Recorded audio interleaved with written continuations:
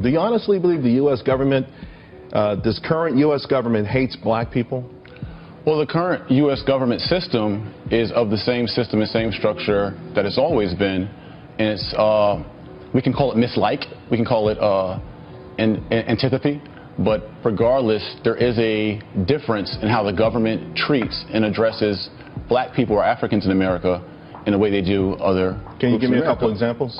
Sure, and I'm glad you asked that. It's a great alley-oop, I call it, right? I'm gonna slam dunk it.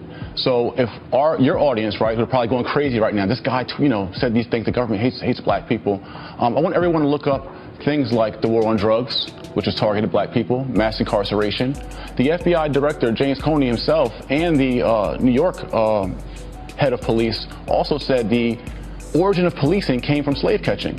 We also can look at black codes, vagrancy tactics, the bombing in Tulsa, Oklahoma, the bombing in Philly of the Moo family, all done by the U.S. government towards African people in America. So you would say arresting people and keeping law and order is anti-black? By saying that, are you saying that black people inherently are the ones committing the crimes? No, what I'm saying is that having a system, a structure in place, right, from the post-freedom or enslavement of black people, and where a system was created called the convict leasing system by our government, and where the same year that slaves were free, they created laws called vagrancy tactics that made it illegal for blacks to be homeless and would lock blacks up and put them in a convict leasing system. But see, here's the thing. I hear what you're talking about with respect to America's history. Right. The same practices are happening today. Well, I see homeless people all over the place, but I still don't see where you're justifying your current anger toward America or the American government.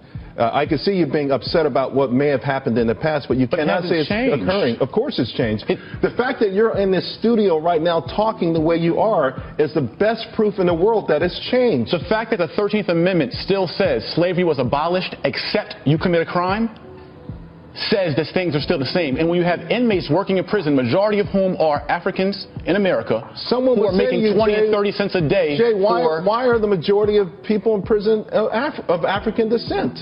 Because the African people in America were never repaired after their enslavement, after their Jim Crow, after the government redlined them, after the government never gave any restitution for the Holocaust enslavement of African people. So if you don't repair a people or you put them in ghettos, and you put them poor and uneducated in ghettos, you're going to get that kind of activity. You know, it's interesting when we have this conversation, sometimes I drive home on the West Side Highway. It's a little cluttered, so I'll take the slow route.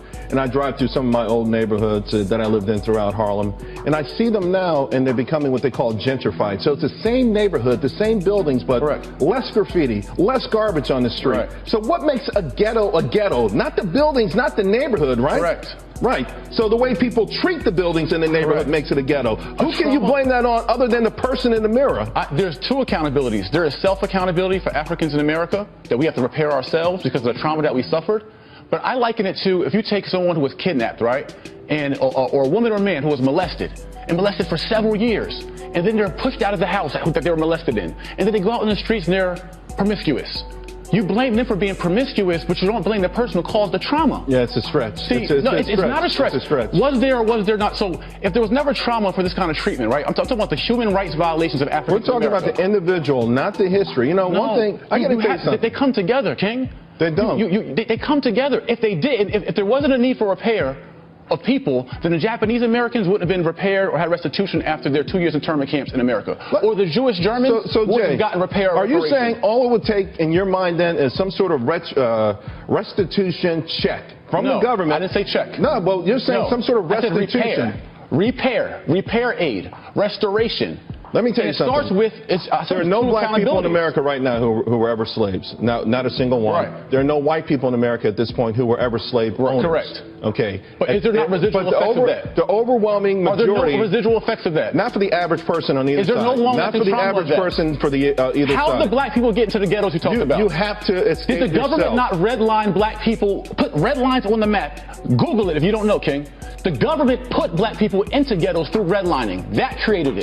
Jay. Is that right or wrong? Ultimately, we are in a point right now. Did the government not create COINTELPRO? A government program that broke up civil rights leaders and assassinated our people. Did the government not do that? You can put good people in a bad system. If the company culture is screwed up, then it's going to play out in the market? Well, the market for us is a treatment of African people in America. And it's proven by, Jane Elliott said it best. You can ask a room full of European Americans, white people, and ask them, will you trade places with the treatment of African American? And not one would say yes. If it was fair, they all would say, sure, I would. So ask your white friends at home and ask them, would you trade places with the treatment of black people in America? And not one would, because we all know it's unfair. Well, I don't want to speak for all white people here, but I will say a lot of people would probably turn around and say the worst part about the treatment of black people in America is how black people treat each other in America. But see, why is it always a spin? It's not a spin. It's a fact. If we're laying out the factual issues and we're going to rank them in terms of what's the most critical in terms of making black life miserable in America, I personally think I would put the way black people treat black people at the top. I'm all for self-accountability. I call you king, and I call all our black women queens to purposely elevate and uplift them. That's what I've been doing it for a year now. I don't use any other words other than king or queen referring to our own, because we've been personally degraded. We degrade ourselves, and we've been degraded. But we always spin the point. It's not a spin. How do we fix that? You have to. How do we fix that? Black people killing black people. When does the perpetrator take acceptance?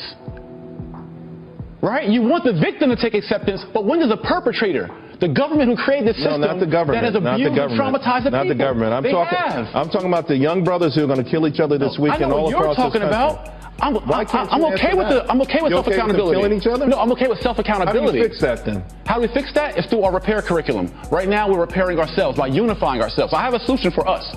The solution for us is for us to get some self-dignity, self-pride by us unifying, understanding that before we're American, we're African first. That's why it's African American. And when African people realize that we are one people who are the source of African cultures and tribes and countries that were brought here, captured here, and been left in this crap to deal with it ourselves, then we'll unite and we'll fix our own problems. But we cannot forget the perpetrator who caused this misery for us. I think we're all Americans first and foremost. First and foremost, yes. I am an American, and I'm of African descent, and I'm proud of that. Right. But I'm more proud of being an American more than anything else. Were American, they were African. It doesn't matter. There are people going to be free Africans. Jay, they're going to be people sworn in tomorrow. Before they were colonized Americans, they were free Africans. They're going to be people sworn in tomorrow, and guess what? They're going to have tears streaming down their eyes because they get to be a part of this great American dream. They want to assimilate while the majority of their people are in misery. I get it. I'm doing well for myself. You're doing well. There's a 10% of us that do well. But what about the rest of us who are left in the ghettos, who are left in poverty, who are left with low education, who are left to deal with this? And yet, don't forget about your people, King. And yet, listen. By saying being honest, who caused this misery for your people? Who caused this misery for your people? I know what system did. The misery I've seen in my own life, most of it against black people, have been at the hands of other. And what's the other? The murders I've seen. Other? The stabbings I've seen. Who put them in that condition? The harm I've seen. Who put them in that condition? Who broke them down that way? Okay, that's what I've seen. Who degraded them that way? Who demoralized them that way? Ultimately, Jay. Who dehumanized them that way? Where did they get that condition from, King? Jay, ultimately, it's not going to wash. It doesn't wash now. What's the root of black people being in the condition they are?